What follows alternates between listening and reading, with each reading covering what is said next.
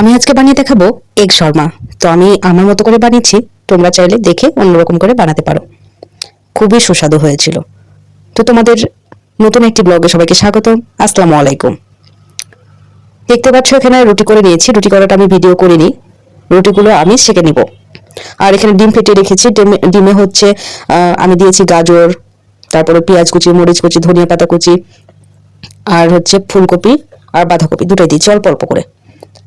রুটিগুলো হয়ে গেলে ডিমটা আমি ভেজে নিব। একটু ঢাকা দেবো, যেহেতু সবজি দিয়েছি সিদ্ধ হতে হবে, তাই একটু ঢাকা দিয়েছি। আর একটু আমার রান্না করা তরকারি ছিল, ভাবলাম যে দিয়েই দিই, ভালো লাগবে খেতে। এটা ফুলকপি আর সিম ভাজি ছিল। এর উপর রুটিগুলো দিয়ে দিব। দেওয়ার পরে আমি উল্টে দিব। আমি খারাপভাবে ভিডিও করেছি, তাই ভিডিওর রেশিওটা এরকম আসছে। রেশিও ঠিক আছে, বাট ভিডিওগুলো এরকম আসছে, পুরোটা দেখা যাচ্ছে না। তারপরে এক পিঠ হয়ে গেলে আরেকটা রুটি দিয়ে দিব এই পিঠে, দিয়ে আবার একটু উল্টে দিব। তাহলে এদিকটা একটু ভাজা ভাজা হবে।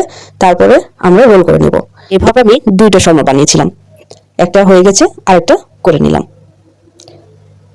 তো এইভাবে না করতে চাইলে ডিম আগে দিয়ে তারপরে কাঁচা রুটি দিয়েও করা যাবে, বা রুটির ওপরে ডিম ভেঙে দেওয়া যাবে। তা আমি এভাবে করলাম। খেতে তো খুবই মজা হয়েছিল। তোমরা করে দেখো, ভালো লাগবে। আর আমার ইউটিউব চ্যানেলটা সাবস্ক্রাইব করবে। আমার ফেসবুক পেজ আছে তোহরাত নাম্বিয়া, সেটাতে একটু যাবে।